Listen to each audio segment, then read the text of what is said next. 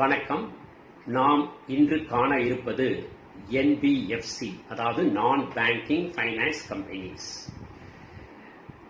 இதை பற்றி முழுமையாக காணலாம். இதனுடைய விளக்கம் என்ன, பேங்கிற்கும் NBFCக்கும் வேறுபாடு உள்ளதா, இதனுடைய வகைகள் என்ன, இதில் டெபாசிட் செய்வது பாதுகாப்பானதா, டெபாசிட் இன்சூரன்ஸ் உள்ளதா, வருமான வரி என்ன என்பதை காணலாம். இந்த பெயரிலேயே விளக்கம் உள்ளது. வங்கி சாரா நிதி நிறுவனங்கள். ஆகவே இது ஒரு வங்கி அல்ல. நான் பேங்கிங் என்பதால் இது வங்கி அல்ல. வங்கிக்கும் இதற்கும் உள்ள என்ன வேறுபாடு? வங்கி என்பது RBI ஆக்ட் 1934 படி உரிமம் பெற்றிருக்க வேண்டும் மற்றும் பேங்கிங் ரெகுலேஷன்ஸ் ஆக்ட் 1949 படி லைசன்ஸ் பெற்று நடத்த வேண்டும். ஆனால் NBFC என்பது RBI ஆக்ட் 1934 அமெண்ட்மெண்ட் ஆக்ட், அதாவது 1964 அமெண்ட்மெண்ட் ஆக்ட் வெளியிட்டு அதன்படி NBFCயையும் சேர்த்துக் கொண்டார்கள். ஆகவே RBI ஆக்ட் 1964 படி உரிமம் பெற்று NBFC தொடங்க வேண்டும். ஆனால் பேங்கிங் ரெகுலேஷன்ஸ் ஆக்ட் 1949 படி இதற்கு லைசன்ஸ் வழங்கப்படவில்லை. ஆகவே கம்பெனிஸ் ஆக்ட் 1956 என்பதன் அடிப்படையில் இதை ஒரு நிறுவனமாக பதிவு செய்து கொண்டு நடத்த வேண்டும். இதுதான் இதனுடைய முக்கியமான விளக்கம். வங்கி என்பது டெபாசிட்டுகளை பெற்று அதை லோன்ஸ் அண்ட் அட்வான்சஸ் ஆக வாடிக்கையாளர்களுக்கு கொடுப்பார்கள். Accepting deposits and lending the same to the public. அதே போல் NBFC என்பதும் பொதுமக்களிடமிருந்து வைப்புகளை பெறுவது மற்றும் கடன் வசதி கொடுப்பது என்று அதே பணியை மேற்கொள்கிறது. ஆனால் என்ன வேறுபாடு என்று பார்த்தால், வங்கி என்பது சேவிங்ஸ் அக்கவுண்ட், கரண்ட் அக்கவுண்ட் என்ற கணக்குகளை தொடங்கி வாடிக்கையாளர் நிதியை பெற்றுக்கொள்ளும். ஆனால் NBFC என்பது சேவிங்ஸ் அக்கவுண்ட், கரண்ட் அக்கவுண்ட் இது இரண்டையும் தொடங்க இயலாது. மேலும் NBFCயில் செக் ஃபெசிலிட்டி கிடையாது, காசோலை வசதி அளிக்க முடியாது. இதுதான் மிகப்பெரிய வேறுபாடு.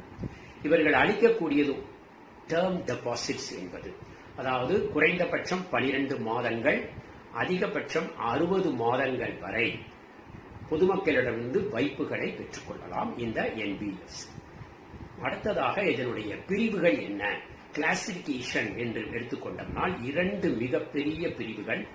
ஒன்று டெபாசிட் டேக்கிங் NBFC, இரண்டாவது நான் டெபாசிட் டேக்கிங் NBFC.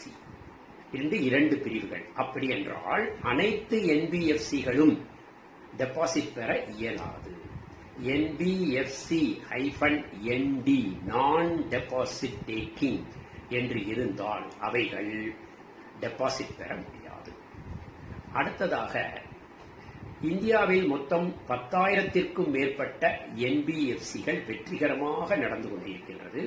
குறிப்பாக 10 டாப் 10 என்று சொல்வார்கள் என்றவா, அதே போல் முதன்மையில் இருக்கக்கூடிய 10 வங்கி சாரா நிதி நிறுவனங்களை பற்றி காணலாம். Power grid corporation, first leasing company, Tata financial consultancy services, life insurance housing finance corporation limited. LIC என்பது கவர்மெண்ட் ஆஃப் இந்தியாவால் நடத்தப்படுவது. ஆனால் LIC ஹவுசிங் ஃபைனான்ஸ் என்பது நான் பேங்கிங் பைனான்சியல் கம்பெனி என்ற பிரிவின் கீழ் வருகிறது. அதே போல் கனரா பேங்க் என்பதும் கவர்மெண்ட். ஆனால் கேன்ஃபின் ஹோம்ஸ் என்பது நான் பேங்கிங் பைனான்சியல் கம்பெனி என்ற பிரிவின் கீழ் செயல்படுகின்றது.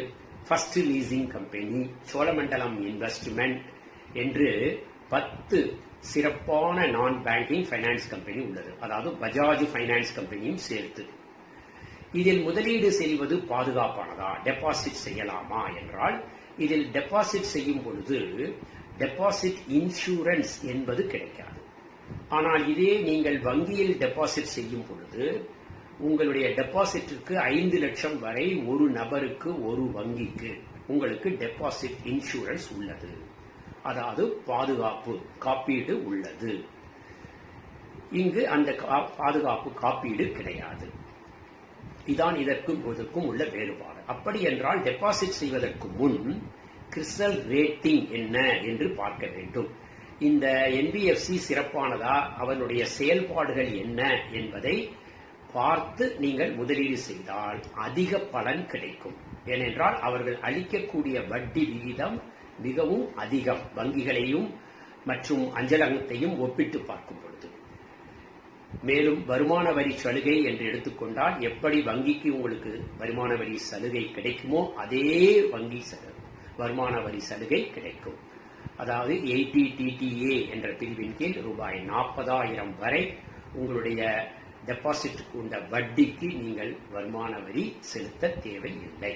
இதுவே 80TTB என்று மூத்த குடிமக்கள் சீனியர் சிட்டிசன் என்பவர்களுக்கு ரூபாய் 50,000 வரை டெபாசிட்டுக்கு உண்டான வட்டிக்கு உங்களுக்கு கழிவு உண்டு, வருமான வரி செலுத்த தேவையில்லை.